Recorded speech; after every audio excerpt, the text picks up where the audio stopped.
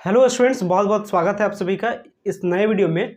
जिस नए वीडियो में हम लोग बात करने वाले हैं कि आप जानते हैं पटना यूनिवर्सिटी में कल से एडमिशन के लिए आपका ऑनलाइन एप्लीकेशन स्टार्ट हो जाएगा। यानी अगर आपको पटना विश्वविद्यालय में एडमिशन लेना है तो कल से आपका ऑनलाइन अप्लाई करने का प्रोसेस स्टार्ट हो जाएगा। और मैंने पहले के वीडियोज़ में आपको बताया था जो यूनिवर्सिटीज़ ने जो एडमिशन को लेकर के जो ऑफिशियली यानी पटना यूनिवर्सिटी के वेबसाइट पर जो नोटिफिकेशंस दिया गया था उस नोटिफिकेशंस को मैंने वीडियोज़ के माध्यम से आपको बताया। इसके बाद आज यूनिवर्सिटीज़ का आना है इसका प्रोस्पेक्टस। अभी तक प्रोस्पेक्टस नहीं आया है। जैसे ही प्रोस्पेक्टस आता है मतलब एडमिशन्स को लेकर के यूनिवर्सिटी जारी करेगी अपनी पूरी प्रोस्पेक्टस, जिसमें बताएगी वो सारे एडमिशन के नियम कायदे कानून। और ये अभी प्रोस्पेक्टस अभी यूनिवर्सिटी के द्वारा से जारी नहीं किया गया है। कल से जबकि प्रोसेस स्टार्ट है, उम्मीद है आज लेट नाइट तक ये प्रोस्पेक्टस आ जाए, जिस प्रोस्पेक्टस में आपके एडमिशन से रिलेटेड सारे सवालों के जवाब देखने को मिलते हैं। तो जैसे ही वो प्रोस्पेक्टस आएगा फिर मैं प्रोस्पेक्टस को लेकर के वीडियो बना दूंगा। लेकिन आज के इस वीडियो में मैं बात करने वाला हूँ, इंपॉर्टेंटली ये बात है, ये डिस्कशन ये है कि अगर आपने क्लास 12 पास आउट हुआ और अगर आपने क्लास 12 में साइंस स्ट्रीम से पास आउट हुए हैं तो आखिर जब आपको टेस्ट दीजिएगा तो कहाँ से कितने क्वेश्चंस पूछे जाएंगे। और ये जो क्वेश्चंस पूछे जाएंगे इस कोर्सेज के साथ, यानी जो आपने क्लास 12 किया है साइंस स्ट्रीम से, तो आप कौन कौन से ऑनर्स में आप एडमिशन ले सकते हैं, यानी ग्रेजुएशन में कौन कौन से कोर्स में आप एडमिशन ले सकते हैं, इसके बारे में बात करूंगा। प्लस आप जो एडमिशन लीजिएगा जिस कोर्स में, मतलब आप बीसीए में एडमिशन ले सकते हैं या नहीं ले सकते हैं, बीबीए में आप ले सकते हैं या नहीं ले सकते हैं, ये सारे, या आप बीए कर सकते हैं या नहीं, या बीएससी कर सकते हैं या नहीं, इसके बारे में बात करेंगे। साथ में ये भी मैं आपको बताऊंगा कि अगर आप ये सारे कोर्सेज में एडमिशन लेना चाहते हैं, आपने साइंस से अपना +2 किया है, तो आपको क्या टेस्ट देना पड़ेगा, यानी क्या सारे सवाल आपसे पूछे जाएंगे। ये वीडियोज़ का मेन थीम है। तो इस थीम में हम लोग बहुत सारे डिस्कशन को करने वाले हैं। So let us start this video and one by one करके सारे सवालों के जवाब के बारे में जानेंगे। सबसे पहले बात अगर मैं करूं इस क्लास 12 के बारे में, तो अगर आपने क्लास 12 में अगर आपने साइंस स्ट्रीम रखा था तो आपको याद होगा कि साइंस में 2 स्ट्रीम होता है। एक तो अपना होता है फिजिक्स केमिस्ट्री मैथ, और दूसरा चीज़ होता है जो कि हमारा है physics chemistry biology and math as a optional paper होता है। सिचुएशन आपके पास कुछ ऐसी रही होगी। अगर आपने फिजिक्स केमिस्ट्री मैथ या फिजिक्स केमिस्ट्री बायोलॉजी या मैथ, या कह सकते हैं आपने सिंपली लिया होगा फिजिक्स केमिस्ट्री मैथ या फिजिक्स केमिस्ट्री बायोलॉजी, या तो ये लिया होगा या आपने फिजिक्स केमिस्ट्री बायोलॉजी और मैथ को एज ए ऑप्शनल पेपर के फॉर्म में अपने रखा होगा। अगर ऐसा सिचुएशन हुआ होगा तो सबसे पहली बात जान लीजिए कि आप कौन कौन से कोर्सेज के लिए एलिजिबल है, यानी जो पटना यूनिवर्सिटी का जो एडमिशन के लिए जो कल से अप्लाई होगा तो आप कौन कौन से कोर्स के लिए अप्लाई कर सकते हैं।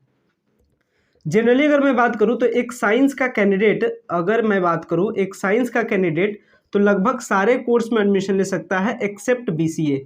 ध्यान रखिएगा, एक साइंस का कैंडिडेट यानी अगर आपने ग्रेजुएशन, अगर आपने जो क्लास 12 थे वो आपने किया साइंस से, तो आप किसी भी कोर्स में एडमिशन ले सकते हैं। मतलब आप बीए भी कर सकते हैं, बीएससी भी कर सकते हैं, बीकॉम भी कर सकते हैं, साथ में आप कर सकते हैं बीबीए भी कर सकते हैं, और भी कई सारे वोकेशनल कोर्सेज कर सकते हैं। लेकिन एक कोर्स है जिसमें थोड़ी सी मामला अटकती है।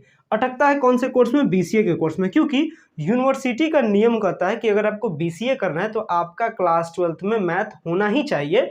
तो ऐसी सिचुएशन में अगर आप क्लास 12 में अगर आप फिजिक्स केमिस्ट्री मैथ लिए हैं तब तो आप बीसीए कर सकते हैं। अगर आपने फिजिक्स केमिस्ट्री बायोलॉजी और मैथ लिया था तब भी आप बीसीए कर सकते हैं। बट अगर आप फिजिक्स केमिस्ट्री बायोलॉजी लिए तो आप बीसीए नहीं कर सकते हैं। इसी तरीके के कुछ और भी कोर्सेज होते हैं, जैसे बायोटेक्नोलॉजी में, तो बायोटेक्नोलॉजी के कोर्स के लिए भी कंडीशन क्या है कि आपके पास होना चाहिए जूलॉजी का पेपर। इस तरीके से कुछ स्पेशल कोर्सेज का कंडीशन है। हालांकि जितने भी सारे वोकेशनल कोर्सेज का क्या कंडीशन है, कितना सारा सीट है, कितना आपको एडमिशन में चार्ज लगता है, इससे रिलेटेड ऑल जितने सारे वीडियोज़ हैं मैं ऑलरेडी पहले यूट्यूब पे अपलोड कर चुका हूं। तो प्लेलिस्ट में आपको वीडियो मिल जाएगा, वो सारे वीडियोज़ को देख लीजिएगा, आपको पता चल जाएगा बीए कोर्स के लिए क्या क्राइटेरिया है, बीसीए के लिए क्या क्राइटेरिया है, बीबीए के लिए क्या क्राइटेरिया है, यानी इस क्राइटेरिया से रिलेटेड सारे वीडियोज़ आपको देखने को मिल जाएंगे। अब मेन डिस्कशन पे आते हैं। ये तो हमारी हुई थी ग्रेजुएशन के डिस्कशन को लेकर के। मेन हमारी डिस्कशन है कि अगर आप साइंस के स्ट्रीम के अगर आप कैंडिडेट हैं, यानी अगर आपने क्लास 12 साइंस से किया है, तो आपको क्या सारे सवाल आपसे पूछे जाएंगे, यानी एक साइंस के कैंडिडेट वालों को किन किन सवालों का जवाब देना पड़ता है, इसके बारे में आपको बताता हूं।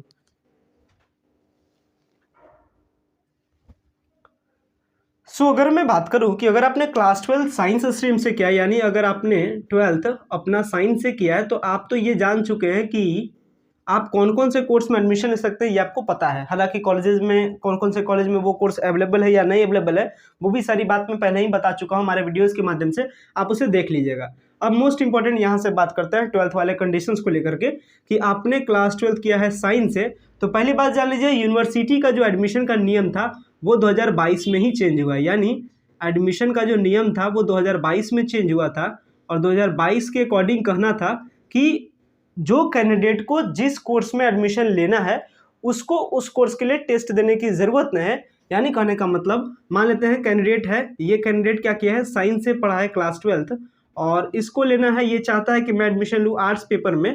मान लेते हैं ये सिविल का स्टूडेंट है, ये चाहता है कि वो आर्ट्स का पेपर ले यानी हिस्ट्री पॉलिटी पढ़ना चाहता है अपने ग्रेजुएशन में। तो इसके लिए पहले यूनिवर्सिटी का नियम था कि अगर आप यानी 2022 से पहले का नियम क्या था, इससे पहले का नियम क्या था कि अगर आप आर्ट्स पेपर में एडमिशन लेना चाहते हैं तो भाई आपको टेस्ट भी आर्ट्स पेपर का ही देना पड़ेगा। बट ये 2022 के बाद चेंज हो गई और चेंज होकर के बताती है कि जिस कोर्स में आपको एडमिशन लेना है आपको उस कोर्स के टेस्ट से मतलब नहीं है, बल्कि आपको मतलब है आपने क्या क्लास 12 में पढ़ा है।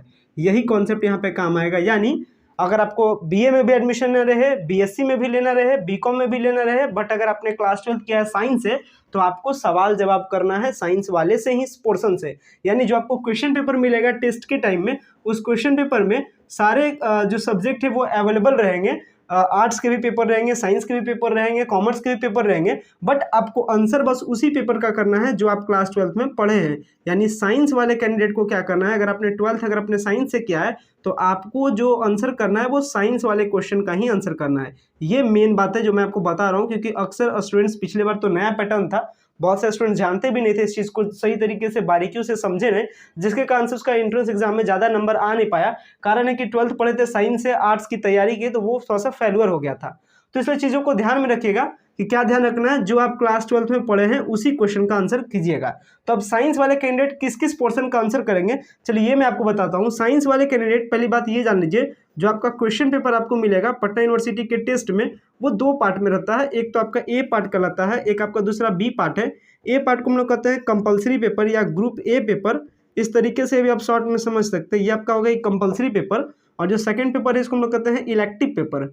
इलेक्टिव पेपर, एंड ध्यान रखिएगा ये जो आपका कंपलसरी पेपर है, इलेक्टिव पेपर है, डिफरेंस इतना ही है कि कंपलसरी पेपर सबको आंसर करना है, चाहे आप साइंस से पढ़े, क्लास 12 आर्ट्स से पढ़े, कॉमर्स से पढ़े, कुछ से भी पढ़े, उसको मतलब रहे आपको कंपलसरी पेपर को आंसर करना ही करना है, जिसमें 40 क्वेश्चन पूछे जाते हैं 40 नंबर के। ये भी बात को आप जानते होंगे, 40 क्वेश्चन 40 नंबर के।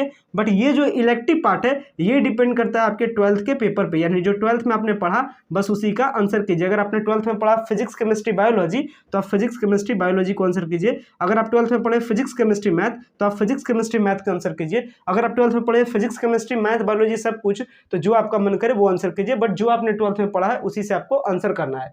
तो ये तो बात होगी कि साइंस स्ट्रीम के अगर आप कैंडिडेट है तो आपको आंसर करना है कंपलसरी पेपर का और आंसर करना है इलेक्टिव पेपर में जो आपने 12th में पढ़ा है। तो आखिर नंबर ऑफ क्वेश्चंस किस पोर्शन से कितने पूछे जाते हैं ये भी मैं आपको चलिए बता देता हूं। चलिए इसे भी मैं आपको एक सिंपल एग्जांपल से बताता हूं। मान लेते हैं एक स्टूडेंट है, इस स्टूडेंट का हम लोग एग्जांपल लेते हैं। इन्होंने पढ़ा फिजिक्स केमिस्ट्री मैथ, क्लास 12 का बात चल रही है, क्लास 12 में इन्होंने पढ़ा फिजिक्स केमिस्ट्री मैथ। और ये एक स्टूडेंट है जिन्होंने पढ़ा फिजिक्स केमिस्ट्री बायोलॉजी। ये 2 स्टूडेंट है, दोनों को टेस्ट देना है पटना यूनिवर्सिटी के एडमिशन में। ये पढ़े हैं फिजिक्स केमिस्ट्री मैथ, ये पढ़े हैं फिजिक्स केमिस्ट्री बायोलॉजी। कहने का मतलब दोनों पढ़े हैं क्लास 12 में साइंस ही पढ़े हैं, लेकिन साइंस के 2 अलग अलग वेरिएंट को पढ़े हैं, physics chemistry math, physics chemistry biology. तो अब इनको आंसर क्या करना है, यानी जब इनके पास क्वेश्चन पेपर आएगा परीक्षा के टाइम में यानी एंट्रेंस एग्जाम में, तो आंसर क्या क्या करेंगे।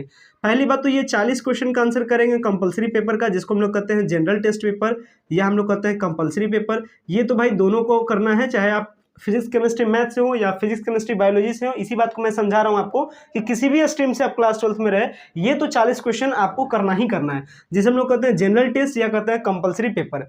बाद की बची 100 क्वेश्चन पूछे जाते हैं, 100 क्वेश्चन पूछे जाते हैं, आपके 2 घंटे का टाइम रहता है, तो 40 क्वेश्चन तो आपका जनरल टेस्ट से हो गया, इसका मतलब 60 क्वेश्चन आपके बचते हैं।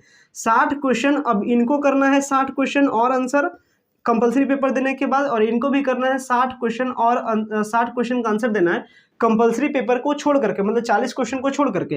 अब ये 60 क्वेश्चन में क्या करेंगे, क्योंकि उन्होंने पढ़ा था क्लास 12 में फिजिक्स केमिस्ट्री मैथ, तो यानी जो क्वेश्चन पेपर होगा उसमें इनको मिलेगा 20 क्वेश्चन फिजिक्स का, 20 क्वेश्चन केमिस्ट्री का, 20 क्वेश्चन आपका मैथ बायोलॉजी दोनों रहेंगे, बट इन्होंने पढ़ा था मैथ, ये क्या करेंगे मैथ के आंसर करेंगे। वही इनके केस में बात की जाए तो ये करेंगे 20 क्वेश्चन फिजिक्स के, 20 क्वेश्चन केमिस्ट्री के एंड आपके 20 क्वेश्चन बायोलॉजी के। अंतर यहीं पे हो जाता है कि जो आप क्लास 12th में पढ़े हैं उसी का आंसर कीजिए, तब तो आपका परफॉर्मेंस अच्छा होगा, क्योंकि आप ऑलरेडी ये सारे सब्जेक्ट में पढ़ चुके हैं, तो आपका क्या होगा, बेहतर होगा। और अगर आप अपने मन से मिस्टेक कीजिएगा, अगर आप आर्ट्स पेपर का आंसर कर दीजिएगा, अगर आप कॉमर्स पेपर का आंसर कर दीजिएगा या क्वेश्चन पेपर देखिएगा धड़ाधड़ स्टार्ट हो जाइएगा, तो फिर आपसे बहुत ज़्यादा गलती हो जाएगी। और आपको बता दें, अगर OMR में अगर आप काट कूट करते हैं या OMR में अगर मिस्टेक करते हैं, OMR में अगर कुछ भी आप छेड़छाड़ करते हैं, तो आपका OMR रिजेक्ट हो जाता है और आपका फॉर्म भरा हुआ, उतना मेहनत किया हुआ सब कुछ बेकार हो जाता है, आपका रिजल्ट ही यूनिवर्सिटी नहीं देती है। और ऐसा प्रॉब्लम कई सारे स्टूडेंट्स के साथ पिछले साल हुआ था। तो ये गलती तो आप बिल्कुल नहीं कीजिएगा कि OMR के साथ डिस्टर्बेंस और अपने मन के मर्जी से बिना सोचे समझे आंसर, बिना सोचे समझे आंसर कीजिएगा तो सब कुछ बर्बाद हो जाएगा। इसलिए हर चीज़ को, सारी चीज़ों को पहले समझ लीजिए। डाउट्स हो तो आप कमेंट्स के माध्यम से डाउट्स को पूछ लीजिए, ताकि आपको प्रॉब्लम ना हो। तो उम्मीद करता हूँ ये जो आपका जो क्लास 12 साइंस का जो पूरा फंडा था, जो पूरी स्टोरी थी, ये पूरी स्टोरी को समझ चुके होंगे। मैं फिर बात करूंगा नेक्स्ट वीडियोस में। अगर आपने क्लास 12 आर्ट्स पेपर से किया है तो आपको क्या करना है आंसर, अगर आपने क्लास 12 कॉमर्स पेपर से किया तो आपको क्या आंसर करना है। और ये पटना यूनिवर्सिटी के एडमिशन के प्रोसेस में ये जो फिजिक्स क्वेश्चन, फिजिक्स के 20 क्वेश्चन, ये केमिस्ट्री के 20 क्वेश्चन, ये बायोलॉजी के 20 क्वेश्चन, ये आपके जो क्वेश्चन है ये आपके कहाँ से आते हैं, यानी फिजिक्स का क्या सिलेबस है 20 क्वेश्चन का, केमिस्ट्री का क्या सिलेबस है, बायोलॉजी का क्या सिलेबस है, वो हम लोग फर्दर वीडियोस के माध्यम से जानेंगे। हालांकि मैं आपको जनरल टेस्ट पेपर, ये 40 क्वेश्चन वाले पेपर्स का मैं सिलेबस दे चुका हूँ, यूट्यूब पे मैं दे चुका हूँ। बाकी जो क्लासेस चल रहे हैं, क्लासेस में ये सारे जितने भी स्टडी मटेरियल्स है क्लासेस में चल रहे हैं, सारे स्टडी मटेरियल्स स्टूडेंट्स को भेजा जा चुका है और स्टूडेंट्स अपनी तैयारियों में लगे हुए हैं। तो कहीं आप पीछे न रह जाएं, इस बात का ध्यान रखिएगा। और आप जितना जल्दी से जल्दी हो सके प्रीमियम बैच के साथ जुड़िएगा, यानी क्लासेस के साथ जुड़िएगा, क्योंकि आपका फॉर्म फिलअप का प्रोसेस कल से स्टार्ट हो जाएगा। और कल से अगर आप अगर आप काउंट कीजिएगा तो कल आपका 10 अप्रैल है, आपका जो टेस्ट होने वाला है वो होगा 27 मई और 28 मई को। तकरीबन आप टाइम को कैलकुलेट कीजिएगा तो मात्र आपके पास बचता है 45 प्लस डेज। तो 45 दिनों में, यानी कह सकते हैं 1.5 महीने का टाइम है। 1.5 महीने में भी आपकी बहुत ज़्यादा बेहतर तैयारी हो सकती है। बस इसके लिए ज़रूरत क्या है कि आपको क्लासेस के साथ ज्वाइन करना है, प्रॉपर गाइडलाइंस की जरूरत है। इसके बाद आपका एडमिशन कैसे नहीं होता है ये आप खुद देखिएगा। एडमिशन आपका 100% होगा। वो जिस लेवल का आप मेहनत कीजिएगा या जितना आप मेहनत कीजिएगा, आपको उसी से प्रेडिकेशंस हो जाता है कि आपका एडमिशन हो करके रहेंगे या आपका एडमिशन नहीं होंगे। तो इस बात का ध्यान रखिएगा कि आप मेहनत में लगे रहिए, आप क्लासेस को ज्वाइन कीजिए। क्लासेस ज्वाइन करने का जो सारा डिटेल्स है वो आपको वीडियो के डिस्क्रिप्शन बॉक्स में मिल जाएगा। क्लासेस ज्वाइन करने के लिए क्या करना है, आपको 9065179925 पे आपको मैसेज करना है कि आपको क्लास में ज्वाइन होना है। इसके बाद क्लास में ज्वाइन करने के लिए जो सारे डिटेल्स है, जो सारे क्राइटेरियाज है, आपको बता दिया जाता है और क्लासेस से आप ज्वाइन हो जाते हैं। जिसके बाद क्या हो जाता है, आपके क्लासेस स्टार्ट हो जाते हैं। क्लासेस ज्वाइन करने का चार्ज बहुत ही मिनिमम है एज कम्पेयर टू अदर्स, बहुत ही आपको कम चार्ज पे करना है। जितना कि चार्ज, इतना चार्ज रखा गया है जो कि हर स्टूडेंट अफोर्डेबल कर सके, हर स्टूडेंट उसे अफोर्ड कर सके। तो जितना जल्दी हो सके क्लासेस से जुड़िएगा और क्लासेस को अटेंड कीजिएगा, ताकि इस प्रकार के आपके मन में डाउट ना रहे और आपका एंट्रेंस एग्जाम बहुत ही अच्छे मार्क्स के साथ आपका क्लियर हो, ताकि आपका फर्स्ट लिस्ट में मनपसंद कोर्स में आपका एडमिशन कंप्लीट हो सके। गाइस, इस वीडियो को एंड करते हैं। Thanks a lot for watching this very important video.